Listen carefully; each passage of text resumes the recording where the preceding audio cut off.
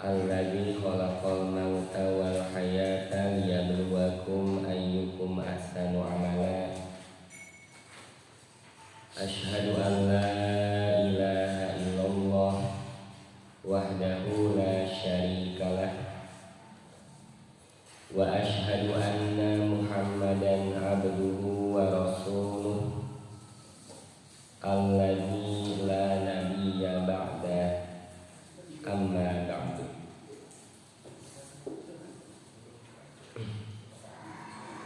Hadirin jamaah Masjid Al-Amin yang saya hormati dan Allah rahmati. Alhamdulillah, bersyukur kepada Allah Subhanahu wa ta'ala atas limpahan nikmatnya yang tidak terhingga, terutama nikmat yang paling berharga, yaitu keimanan yang masih terjaga pada diri kita, sehingga kita bisa terbangun dari istirahat sejenak, lalu kita bisa melangkahkan kaki ke tempat yang mulia, dan sekarang kita bisa duduk di majelis ilmu. Inilah sebaik-baik hari yang kita lalui ketika pertama kali Allah yang kita temui melalui ibadah sholat, masjid yang kita kunjungi sebelum kita pergi ke tempat yang lainnya, dan Al-Quran serta Al-Hadis yang pertama kali kita pelajari, kita pahami, dan semoga bisa teramalkan sebaik-baiknya dalam kehidupan sehari-hari. Hadirin ikhwatu iman yang Allah muliakan, kita akan melanjutkan kebersamaan kita dengan Imam An-Nawawi rahimahullah melalui salah satu karyanya, yakni Riyadhus Shalihin. Masih pembahasan bab bersungguh-sungguh. Pada pertemuan yang terakhir di pembahasan ini, kita sudah berkenalan dengan sahabat Rabi'ah bin Ka'ab al-Aslami, seorang sahabat yang senantiasa belajar bersama Nabi Sallallahu Alaihi Wasallam, yang meninggalkan segala bentuk kesibukan dunia, memfokuskan diri untuk mempelajari Al-Quran dan Al-Hadis. Di mana Rabi'ah bin Ka'ab itu saat ditawari oleh Nabi Sallallahu Alaihi Wasallam untuk didoakan kepada Allah Ta'ala, maka permintaan Rabi'ah hanyalah satu, yaitu ia menginginkan agar nanti di surga bisa bersama Nabi Sallallahu Alaihi Wasallam.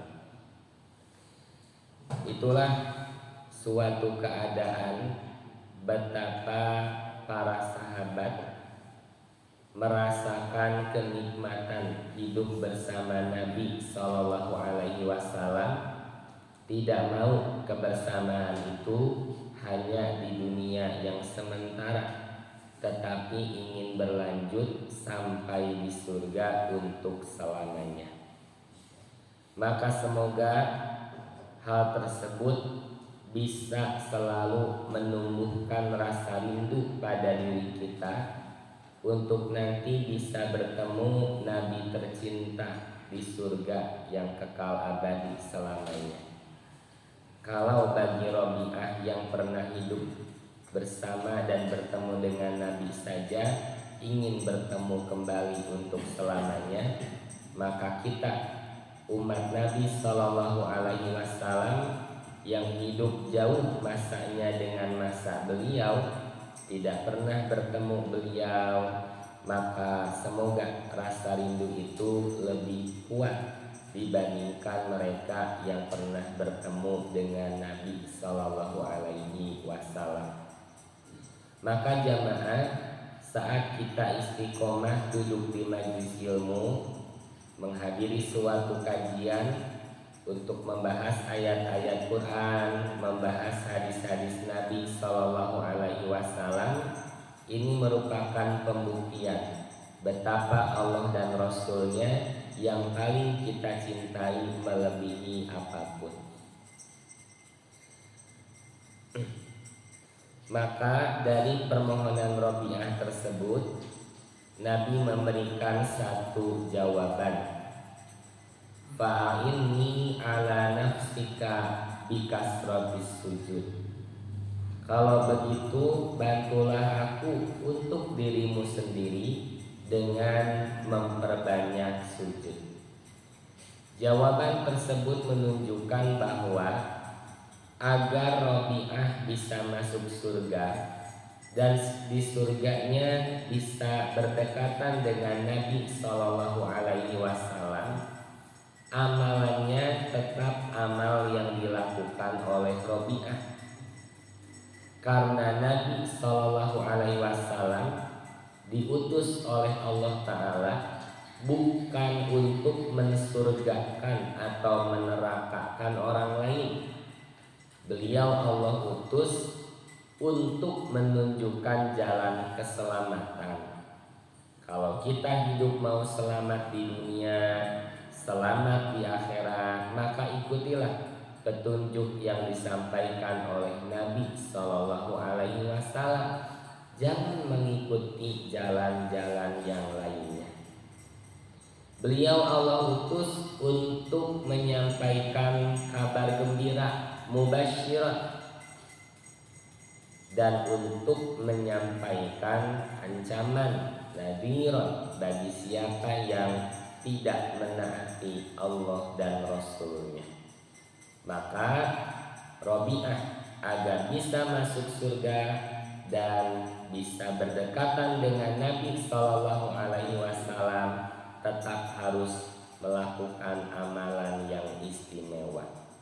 Apa amalannya? Nabi Shallallahu Alaihi Wasallam memberikan jawaban, alaika bikasrotis sujud, hendaklah engkau memperbanyak sujud. Tentu jawaban Nabi ini walaupun secara khusus tertuju untuk Rabi'ah, tapi umumnya berlaku pula untuk kita semua. Bila kita benar merindukan Rasulullah Shallallahu Alaihi Wasallam, ingin bertemu dengan beliau, maka lakukan sebagaimana yang beliau perintahkan kepada Rabi'ah. Yang dimaksud memperbanyak sujud adalah mendawamkan amalan yang sunnah, mendawamkan sholat-sholat sunnah. Jadi Pak, kalau sekali dua kali mah mudah, tapi yang sulit itu terus berkelanjutan. Dan untuk kita terus menerus bisa mengamalkan amalan yang sunnah, maka dimulai dengan yang sedikit dulu saja. Gitu Pak. Bapak sholat duha misalnya kan bisa 2 rakaat, ya, bisa 4 rakaat.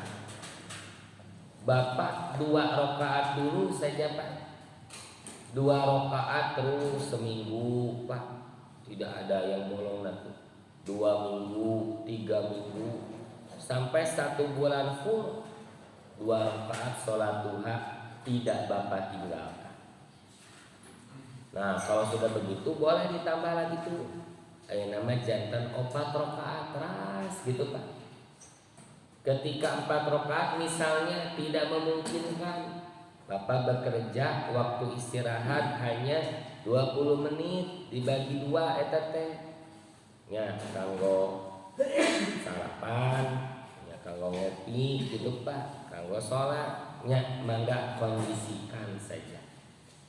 Karena amal yang dicintai Allah itu yang terus menerus Pak, yang berkelanjutan walaupun sedikit. Bapak baca Al-Quran hanya selembar Pak, atau 2 halaman terus, tapi dawam tuh. Bapak tiap selesai sholat maghrib baca Al-Quran terus. Ya, 1 bulan bertahan terus. Bapak punya batasan, mangga bisa ditambah ayeuna mah jantan 2 lembar, ditambih ayeuna mah sareng baca tarjamahanana, tapi terus menerus Bapak mendawamkan amalan tersebut. Itu amalan yang dicintai oleh Allah Subhanahu wa taala ketika kita terus menerus konsisten istiqomah melakukan amalan tersebut. Itu Pak. Nah, jadi jawaban Nabi Shallallahu Alaihi Wasallam kepada Rabi'ah yaitu agar mendawamkan amalan yang sunnah.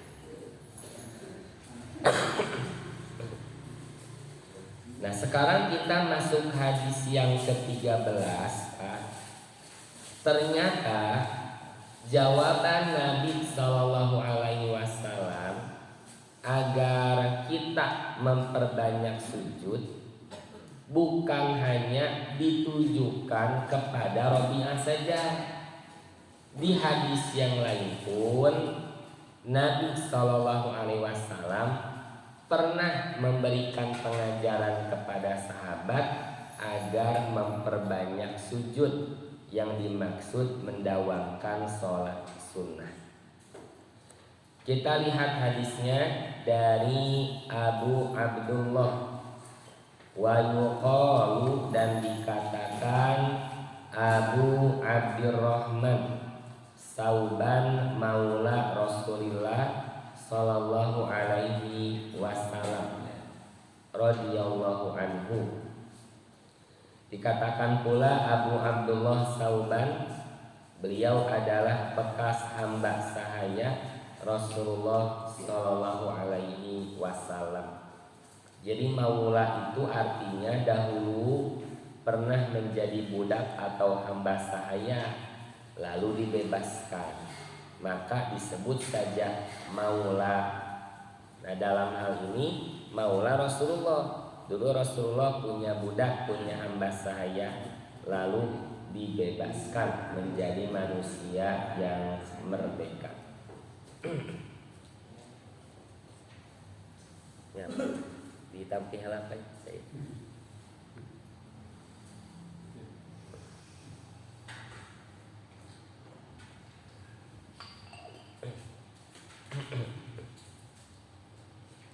Qala, ia berkata, sami'tu Rasulullah sallallahu alaihi wasallam yaqul,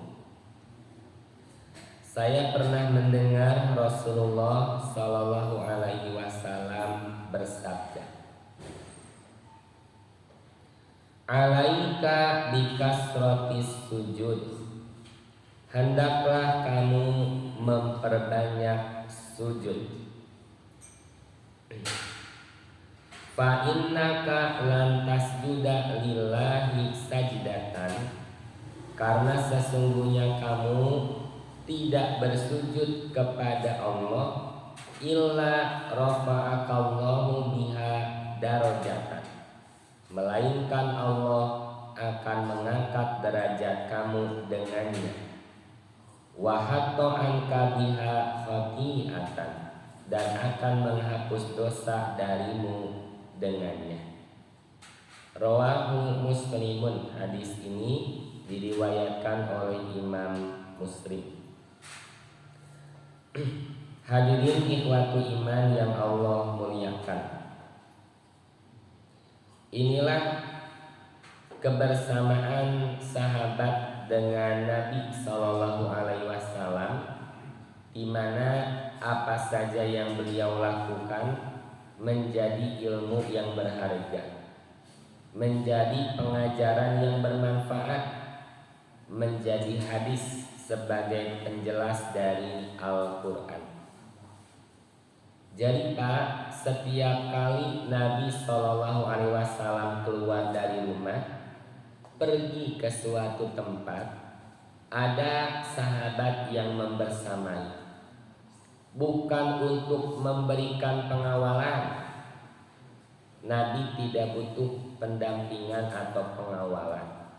Tapi sahabat membersamai tiada lain agar mendapatkan ilmu yang berharga. Karena apa saja yang dilakukan oleh Nabi Shallallahu Alaihi Wasallam akan menjadi hadis. Nabi bersabda jadi hadis qaulun Nabi. Nabi melakukan sesuatu Pak, jadi hadis fi'lun Nabi, perbuatan Nabi. Sampai Nabi diam saja Pak, jadi hadis. Disebutnya takrirun Nabi, persetujuan Nabi terhadap amalan sahabat. Nah di sini sebelumnya ada satu pertanyaan. Pertanyaannya yaitu amalan apa yang dicintai oleh Allah Ta'ala. Nah di sini beliau memberikan jawaban. Alaika bikasrotis sujud, hendaklah kamu memperbanyak sujud kepada Allah. Jadi jawabannya sama Pak dengan jawaban yang diberikan oleh Nabi kepada Robi'ah saat Robi'ah menginginkan agar nanti di surganya bisa berdekatan dengan Nabi Shallallahu Alaihi Wasallam. Nah, jawabannya sama, hendaklah kamu memperbanyak sujud, maksudnya mendawamkan amalan yang sunnah. Sujud yang dimaksud di hadis ini adalah sebutan lain dari ibadah sholat.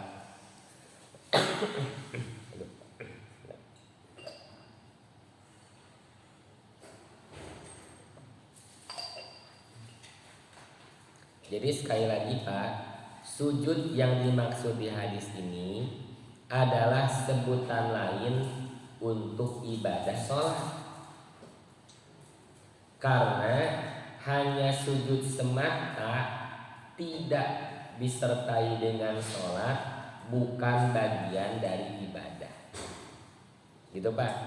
Jadi tidak ada penyebab tertentu tiba-tiba sujud saja. Pertanyaannya sujud apa yang dilakukan? Dari dalam Islam kedah jelas. Kan gitu Pak. Paling utama sujud di dalam sholat, sujud sahwi, sujud apa lagi Pak? Sujud tilawah atau sujud syukur. Jadi ada 4 sujud di dalam Islam. Paling utama apa tadi Pak? Sujud di dalam sholat, sujud sahwi, sujud tilawah, sujud syukur. Itu. Kalau sujud syukur Bapak tidak perlu wudu, tekedah nganggo sarung heula gitu. Dan tidak perlu pula menghadap kiblat.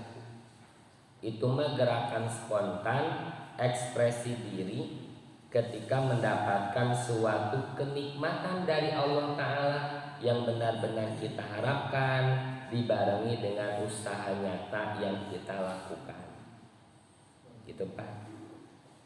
Ada seorang suami mendampingi istrinya yang sedang melahirkan, memperjuangkan diri sekuat tenaga Pak.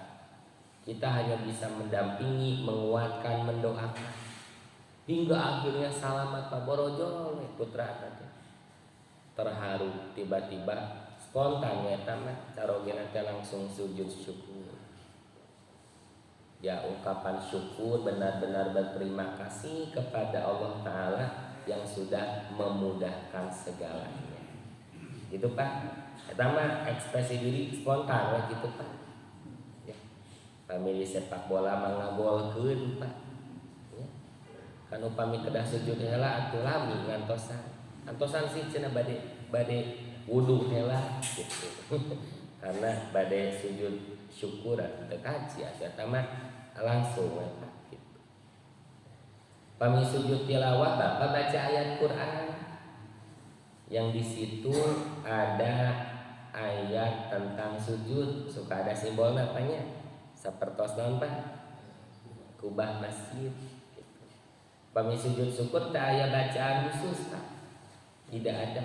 Mangga bapak ungkapan syukur saja kepada Allah, berterima kasih ya atas segala kemudahan yang Allah berikan. Tuh, kami sujud tilawah mah ya bacaannya. Bapak bisa baca Qur'annya di luar sholat. Nah kalau di luar sholat tidak punya wudhu tidak apa-apa. Misalnya bapak ngaos Qur'an, baca ayat tilawah, terus bapak sujud silahkan, gitu ya. Terus boleh juga di dalam sholat. Kalau bapak posisi menjadi imam, mau membaca surat yang di situ ada ayat sujud tilawah, maka bapak diusahakan untuk menyampaikan terlebih dahulu kepada makmum. Ya biasanya kan luruskan dan rapatkan safnya. Abihan nama. Di rakaat pertama saya akan membaca surat yang di situ disunahkan sujud tilawah. Mangga kantun nuturkeun we gitu Pak. Ya. Misalnya kalau di juz amma kan di surah Al-Insyiqaq pengen sareng di surah Al-Alaq. Begitu. Kalau tidak diberitahukan itu bisa beragam Pak menyikapinya. Kalau yang mengerti mah atau yang kebetulan di saf depan belakang imam ningali imam sujud tilawah bisa mengikuti. Upami nu teu ngartos bakal dianggap kesalahan Pak, subhanallah subhanallah gitu. Nah cenah imam sanes ruku kalaka sujud gitu Pak. Ya. Atau bagi yang saf belakang tidak melihat imam hanya mendengar takbir Allahu Akbar dianggap teh ruku kan ternyata sujud cengkata nah sanes sami Allah Allahu Akbar deui gitu Pak. Tuh jadi riweuh Pak. Ya. Maka baiknya diinformasikan terlebih dahulu bila bapak mau menjadi imam yang dibacaannya akan membaca surat yang di situ ada ayat sujud tilawah. Upami bapak sholat sunnah maka tahajud atama bebas ya Pak, mangga dan tidak ada makmum yang mengikuti. Ya. Upami sujud sahwi kumaha Pak? Itu mah kalau lupa rakaat atau bapak lupa tidak tasyahud. Bapak teh ingat teh sudah berdiri baca Al-Fatihah terus berjalan geningan teu tasyahud awal bapak teh salat lohor. Lanjutkan saja Pak. Jangan dipindahkan tasyahud awalnya ke rakaat ketiga. Aya nu kitu. Atuh salahnya jadi dua. Salah pertama teu tasyahud awal, salah kedua dipindahkan ke rakaat katilu. Tuh nya. Kumaha atuh teu tasyahud awal? Lanjut we bapak lanjut. Nanti rakaat ketiga biasa bangkit lagi setelah sujud. Nanti baru hanya tasyahud akhir. Nah sebelum salam bapak sujud 2 kali, sujud sahwi gitu Pak. Atau bapak ragu rakaat ieu tos 3 atau nembe 2. Pilih yang paling meyakinkan lalu sujud sahwi setelahnya. Gitu kan ya. Nah itu sujud-sujudnya. Nah maka sebutan sujud di hadis ini adalah penyebutan lain dari sholat. Karena di dalam sholat posisi paling istimewa, posisi waktu diijabahnya doa adalah ketika kita sedang sujud. Dan di situ posisi yang benar-benar menunjukkan kita menghamba kepada Allah Ta'ala saat kepala sejajar dengan tangan, sejajar dengan lutut dan juga dengan kaki. Dan di situ ternyata Pak, dari unsur kesehatan pun sangat memberikan banyak manfaat, terkhusus untuk peredaran darah kita. Maka si darah beredar ke bagian kepala, ya ke area-area tertentu yang pada posisi biasa sulit dilalui oleh peredaran darah tersebut. Gitu Pak. Ya. Jadi sekali lagi jawaban yang diberikan oleh Nabi Shallallahu Alaihi Wasallam bukan hanya kepada Robi'ah, di hadis ini pun kepada sahabat lainnya yang memberikan pertanyaan amalan apa yang dicintai oleh Allah Ta'ala. Jawab beliau, alaika bikasrotis sujud, hendaklah kamu memperbanyak sujud. Jumlah sujudnya tetap sama. Kalau Bapak sholat 2 rakaat, sujudnya sabaraha kali Pak?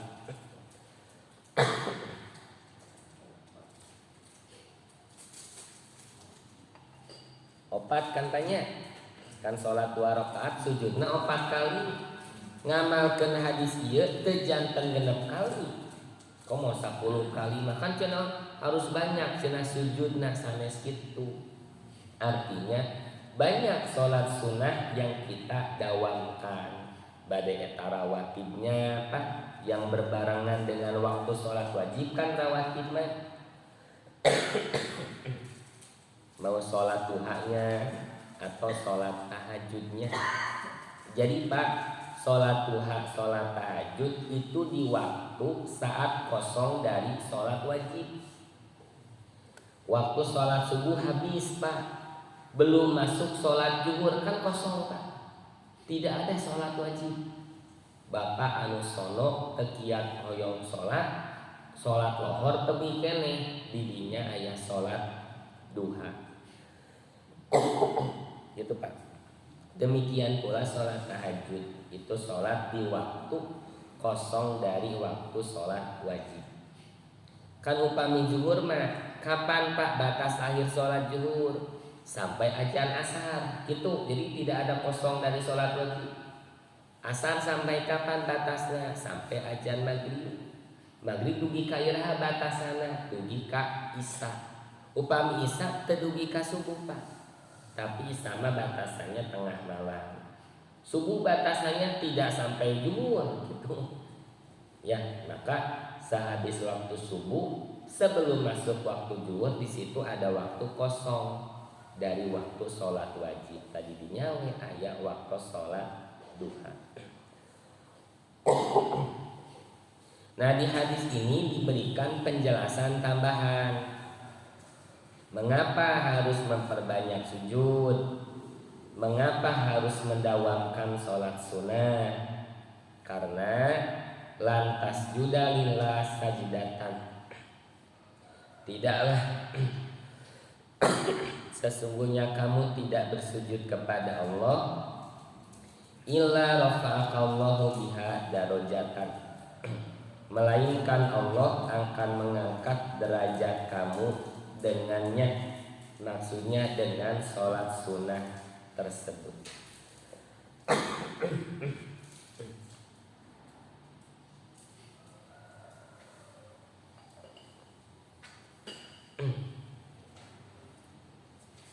Jadi saat kita bersujud, saat kita merendah kepada Allah Ta'ala, saat kita mendawamkan amalan yang sunnah, Allah akan mengangkat derajat kita dengannya. Jadi derajat di surganya terus Allah angkat, Allah tinggikan, sampai ini menjadi jawaban kepada Robi'ah. Yang Robi'ah ingin di surganya berdekatan dengan Nabi Shallallahu Alaihi Wasallam. Maka dengan amalan sunnah yang didawamkan bisa meninggikan derajat hamba di surga. Karena surga itu ada tingkatannya Pak. Ada derajatnya. Dan derajat yang paling tinggi adalah surga Firdaus. Nabi SAW memerintahkan kita agar berdoa minta kepada Allah untuk bisa menjadi penghuni surga Firdaus. Ternyata di sini bukan sekedar pengajaran agar kita memohon surga Firdaus, tapi di sini Pak ada bentuk pembiasaan untuk mencocokkan amal ibadah kita dengan permohonan yang senantiasa kita panjatkan kepada Allah Ta'ala. Nya upami nyuhunkeun surga Firdaus piraku amalana teu sesuai gitu Pak. Jadi Nabi menyuruh sok kalau minta surga Firdaus. Ini bentuk pengajaran agar pengamalan amal ibadah kita sesuai dengan apa yang kita mohonkan kepada Allah Ta'ala. Nah maka amalan sunnah bisa terwujud, bisa menjadi amal yang berkelanjutan saat amalan wajib benar-benar diperhatikan, dilakukan dengan penuh kesungguhan. Kanu pokok mah amalan anu wajib Pak. Kalau sholat ya sholat 5 waktu. Kalau saum di bulan Ramadan gitu Pak. Kalau zakat kan setahun sekali zakat fitri. Pami bapak dari usaha jual beli ada kena zakat tijarah. Itu amalan yang wajibnya. Selebih dari itu disebut ibadah tatawwu atau ibadah tambahan. Mengapa disebut ibadah tambahan? Karena yang wajib pasti banyak kurangnya, ditambah, disempurnakan dengan amalan yang sunnah, disebut ibadah tambahan. Kalau disebut sunnah itu sudah definisi fikih Pak, yang artinya dikerjakan mendapatkan pahala. Kalau tidak, ya tidak berdosa, hanya kita merugi. Ketika orang lain bisa melakukan amalan itu, kenapa kita tidak? Padahal kita punya waktu yang sama, punya kesempatan yang sama. Orang lain bisa mengamalkan yang sunnah, ya kenapa kita tidak? Gitu Pak. Nah maka ibadah yang sunnah pun syarat dan rukunnya sama seperti yang wajib. Jangan sampai sholat teh ngebut Pak sholat duha. Cina sholat duha geus beres deui, ya sudah sunat ieu cenah ngabuh we bapak teh. Garah kana asal-asalan gitu. Kan tidak demikian Pak. Sekalipun amalannya sunnah, syarat dan rukunnya sama seperti yang wajib, harus terpenuhi, harus dilakukan dengan penuh kesungguh-sungguhan. Makanya hadis ini dimasukkan oleh Imam An-Nawawi rahimahullah dalam bab mujahadah. Amalan sunnah bisa bernilai, mendapatkan pahala berlipat ganda dari Allah, bisa meninggikan derajat kita di surga ketika dilakukan dengan penuh kesungguh-sungguhan, dibarengi penuh harap kepada Allah Ta'ala, sebagaimana dalam hadis yang Nabi terangkan ini, bahwa amalan sunnah bisa meninggikan derajat kita di surga. Yang kedua, wahatto anka biha khoti'atan, akan menghapus dosa darimu dengannya. Dengan amalan sunnah itu bisa menghapuskan dosa. Inilah Pak bentuk perbaikan dari tobat yang benar-benar kita lakukan. Jadi kalau dulu Pak misalnya kita udah masuk usia balik, tapi ibadah yang wajib berani ditinggalkan Pak. Subuh minum kasiangan atuh Pak, bangun ke jam 8 jeung tengah rasa dosa di biasa we. Allah tetap memberikan udara yang sejuk di pagi hari. Aya sarapan padahal urang teu salat, teu era kitu di dinya. Aya salat subuh henteu, aya rezeki tetep tah ku Allah teh dipasihan gitu Pak. Da kapungkeun mah lempang gitu. Tidak merasa dosa, tidak merasa bersalah, baik-baik saja we gitu. Padahal subuh Pak sampai ditinggalkan. Urang teh padahal tos balik misalnya. Nya kitu oge lohor, alasan sibuk gitu tah. Nya kitu oge asar, kagok cenah di perjalanan. Nya magrib cenah kacapean. Isa kapeureman pul we harita teu salat wajib gitu Pak. Sekarang kita menyadari, sekarang kita menyesali, kita bertobat kepada Allah Ta'ala. Maka jangan sampai berani mengulangi lagi gitu Pak. Bukan hanya itu, ayeuna mah tambih atuh sareng salat sunat gitu Pak. Yang wajib benar-benar dikerjakan, tambihan sareng salat sunat. Dan ini bentuk tobat yang sebenar-benarnya. Nanti ke saat kita yang sunat terus didawamkan ini akan menghapus dosa darimu. Yang kita lakukan dosa-dosa terhapus dengan amalan sunnah tersebut. Itu Pak. Nah hadirin ikhwatu iman yang Allah muliakan, keinginan untuk bisa masuk surga dan bertemu dengan Nabi tercinta ini bisa benar-benar ada, menjadi keinginan yang kuat dan dibuktikan dengan pengamalan yang nyata saat iman kita sehat, saat iman kita kuat. Dan ini keinginan yang harus selalu ada dan diusahakan sebenar-benarnya. Harus melebihi keinginan kita terhadap urusan dunia. Bapak pengen punya kendaraan tertentu, nih hoyong bisa. Bapak mengidamkan pengen punya rumah tertentu, meni hoyong bisa. Kalau lu masih nyalira, lu masih jomblo, hoyong nikah, meni hoyong bisa. Tah keinginan ini melebihi keinginan urusan dunia jamaah. Dan bisa ada bagi orang yang imannya kuat, imannya terjaga. Gitu Pak.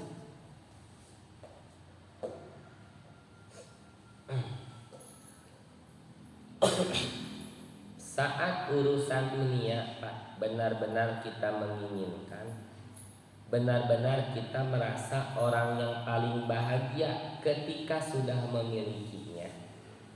Itu tidak akan selamanya Pak. Ada si fulan menginginkan punya kendaraan tertentu, meni hoyong bisa. Ketika sudah dimiliki Pak, kadituna biasa we Pak. Awalnya mah wah tekau kahujanan Pak, wah langsung Pak dielapan eta teh, diibakan si motor eta teh. Sabaraha lami bertahan Pak, sabulan, dua kadituna macul pada kahujanan, kaanginan, kapanasan, geun wae cenah capek cenah gitu. Bating pagawean. Tah kadituna Pak merasa biasa saja. Jadi dianggap sesuatu yang berharga, kita akan bahagia ketika belum memilikinya. Saat sudah dimiliki mah biasa we Pak. Sok Bapak merasakan tidak Pak? Da kitu nu karaos ku abdi. Ketika sudah dimiliki mah ya biasa saja Pak.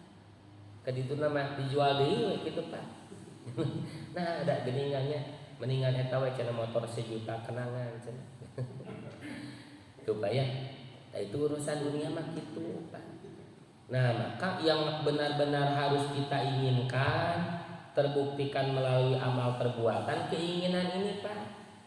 Keinginan untuk bisa masuk surga, di surganya pun setingkat dan bisa berdekatan dengan Nabi Sallallahu Alaihi Wasallam. Nah, ini keinginan yang harus terus menggebu-gebu dalam diri kita.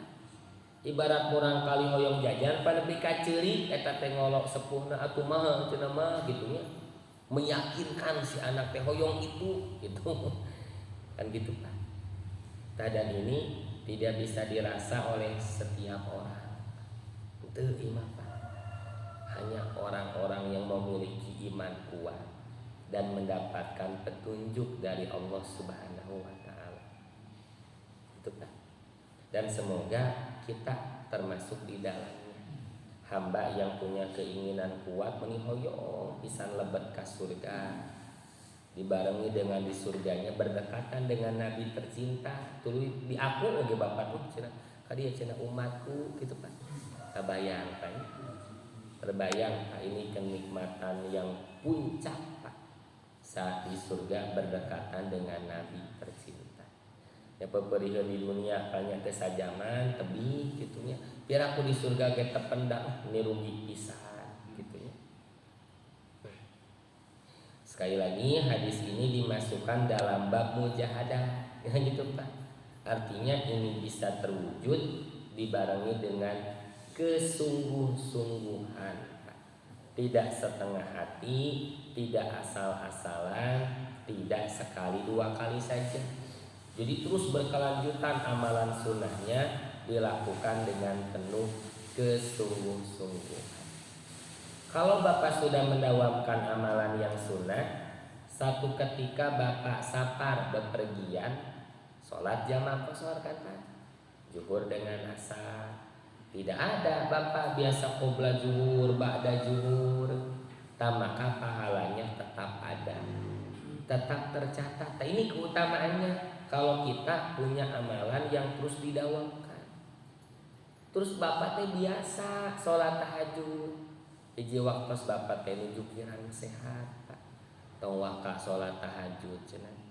Sholat wajib wae teu tiasa ka masjid, sholat sambil duduk, bangunan teh pas adzan subuh da bapak istirahat teh tibra pisan pangaruh obat misalnya.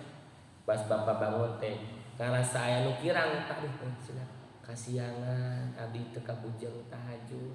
Insyaallah Pak upami didawamkeun tetap tercatat pahalana. Nah, karena saat itu bapak bukan tidak mau tahajud, tapi kondisi sedang tidak mampu, sedang kurang sehat. Nah itu Pak. Jadi fadilah keutamaan kalau kita terus mendawamkan amalan kebaikan, amalan yang sunnah, maka pahala tetap ada, tetap tercatat oleh malaikat sekalipun kita tidak melakukan. Mengapa? Karena saat itu bukan kita tidak mau, tapi kondisi sedang tidak mampu. Sama, bapak pun rutin menghadiri kajian, jadi bagian agenda kesibukan bapak. Hiji waktu semata tiasa hadir bapak tuh. Dugi ka abdi teh culang cileuk kehilangan bapak ka mananya Pak Hajinya kan gitu. Bapak teh biasa hadir ngaos hiji waktu mah nuju kirang sehat. Aya kasibukan teh keluar kota, maka pahala tetap ada, amalan tetap tercatat. Kenapa? Karena saat itu bukan kita tidak mau, tapi kondisi sedang tidak mampu. Gitu banyak. Cekap apa hadis ke-13?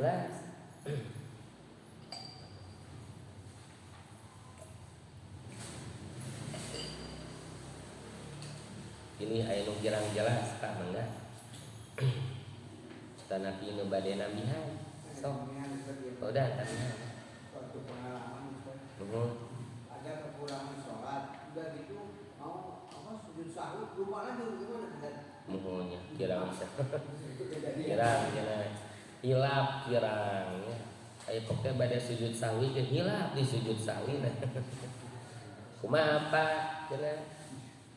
Emut teh pas saatos bapak kasalangku aktivitas nu sanes. Kirang rakaat salat nyawe atas kantun tambih deui we Pak. Kan di hadis aja Nabi kan sudah sampai ke rumah. Dugi ka disusul tah. Nyaku sahabat teh. Nah cenah salat teh asa 2 rakaat. Sanes asa deui memang bener cenah. Mung 2 rakaat ieu asar teh. Itu cenah emang jadi dikosor gitu diubah cenah salat asar teh kan gitu. Nabi kan terus kabur terus aktivitas susana seduga duka nuju naon di bumi sahabat mah di masjid kene berjeng isi cenah satunya yo sunah ku sayang we aya sahabat nu wantuna ka bumi Nabi cenah punten cenah atap suruh cenah apakah salat cenah dikosor cenah ayeuna teh jadi 2 amnasita atau engkau lupa kan gitu patarosana. Saur Nabi itu cenah teu dikosor jeung abi teu tidak lupa, saya tidak lupa. Teu Nabi cenah tadi salat 2 rakaat. Cenah cek saha? Nah Nabi kan merasa ain teu hilap apa tidak lupa makan merasa benar ya. Akhirnya sahabat sok atuh taroskan sanes. Nabi mengecek kebenarannya, bilih sahabat eta nu lepat kitu Pak. Cenah benar tadi cenah mung 2 rakaat asar. Leres Nabi cenah. Benar wahai Rasulullah mung 2 rakaat. Ai kitu mah cenah urang tambihan nu kirangna kitu bae. Salat di nambihan 2 rakaat saatosna aya sujud sahwi. Tadi situ dalam keterangannya Allah menyengaja melupakan Rasulullah sallallahu alaihi wasallam. Tiada lain agar menjadi pengajaran bagi kita. Jadi itu pengajaran bukan secara lisan Pak. Bukan qaulun Nabi. Yuk kalau kalian lupa tambah rakaat yang lupa. Tulis sujud sahwi tidak. Tapi agar lebih mengena menjadi pengalaman Nabi bersama para sahabat. Ini pengajaran yang lebih mengena Pak. Gitu. Maka beliau menambah 2 rakaat yang lupa tadi. Lalu ada sujud sahwi. Bapak, ini pun jadi pengajaran berharga bagi kita. Akan menjadi pengalaman mudah teramalkan oleh anak ketika bukan sekedar ucapan, tapi barengi dengan kita. Ayo orang kadi, ayo gitu Pak. Sholat enggak sholat baju Bapak nanti. Ayo cenah jarang Bapak. Gitu Pak. Sama di hadis ini pun bukan sekedar qaulun Nabi, Allah menyengaja melupakan beliau agar menjadi pengalaman nyata bareng bersama para sahabat saat itu untuk sama-sama melengkapi yang kurang ditambah dengan sujud sahwi. Itu pengintan paudan.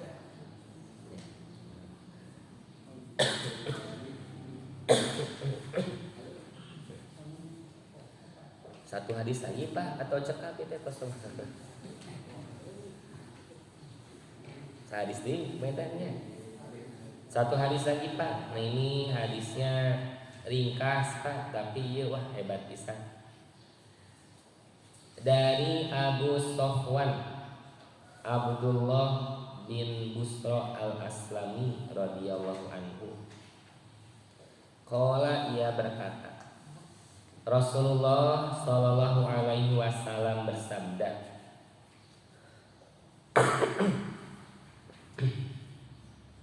khairun nas, sebaik-baik manusia, man tola umuruhu, siapa yang panjang umurnya, wa hasuna amaluhu, dan bagus amalnya. Rawahut Tirmizi, hadis ini diriwayatkan oleh Imam At-Tirmizi. Kalau dalam kitab Sunan At-Tirmizinya, hadis ini tercatat nomor 2329. Nah hadirin, setiap manusia pasti ingin menjadi yang terbaik sesuai versinya masing-masing. Bapak di tempat kerja pasti ingin menjadi yang terbaik, ingin mendapatkan penilaian kinerja yang baik, kedepannya gajinya ditingkatkan, kayak gitu Pak, segala fasilitasnya dilengkapi. Sedari kecil pun demikian, kita belajar di sekolah ingin punya prestasi, kan gitu Pak, ingin jadi yang terbaik. Nah itu keadaan manusia pasti ada dorongan untuk bersaing agar bisa menjadi yang terbaik.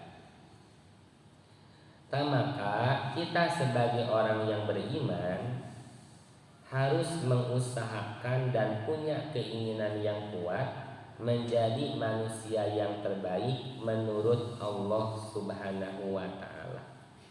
Kalau penilaian baik menurut sesama manusia itu tidak sama Pak, relatif.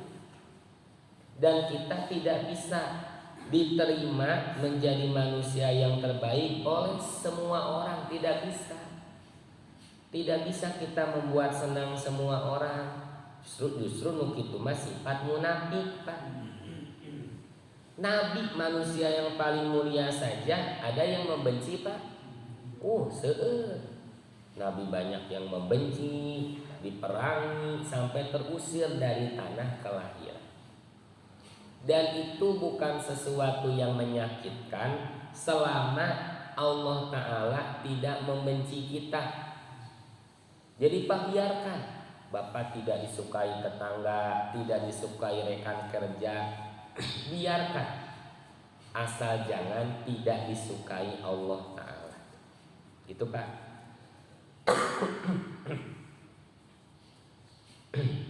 Kalau Allah sudah mencintai kita dan kita sudah menjadi versi terbaik menurut Allah Ta'ala, maka yang akan menyukai dan mencintai kita yang sefrekuensi Pak, setujuan dengan kita, yaitu untuk mengharapkan keridhaan Allah Subhanahu wa ta'ala. Mereka yang memperjuangkan kebenaran, yang menyuarakan kemerdekaan Palestina, yang menyampaikan segala bentuk kekurangan dan kebobrokan di negara kita, nanti yang sefrekuensi, yang sama-sama seperjuangan ke arah situ, Pak. Tapi mereka para penjilat, orang-orang munafik itu yang membenci dan yang menghalangi, gitu, Pak. Tadi sini Nabi Shallallahu Alaihi Wasallam menjelaskan bahwa sebaik-baik manusia, nah tentu ini menurut penilaian Allah Subhanahu Wa Taala. Di sini ada dua macam, Pak. Ada dua poin. Pertama, mantola umuruhu, siapa yang panjang umurnya. Dan untuk poin pertama, ini bukan pilihan kita. Bapak tidak bisa memilih. Dan umur itu sudah Allah tetapkan, Pak. Tidak begini, Bapak teh ngadoakeun, ya Allah panjangkan umur. Apakah ditetapkan 50 bisa jadi 60? Dan begitu, Pak. Maka maksud kita minta umur panjang itu keberkahannya dalam umur yang Allah tetapkan. Nanti yang dimaksud panjang umur itu umur amal soleh. Ke situ, Pak. Apa yang memanjangkan umur amal soleh? Sudah pernah kita bahas. Sedekah jariyah, kan gitu, Pak. Ilmu yang bermanfaat, anak yang soleh. Itu yang dimaksud panjang umur sebenarnya.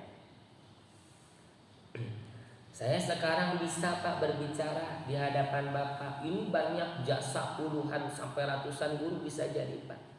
Maka guru kami yang juga pula guru-guru Bapak yang sudah kita kenali sudah meninggal dunia, sudah kembali kepada Allah Ta'ala. Maka secara umur amal soleh, umur beliau panjang, Pak.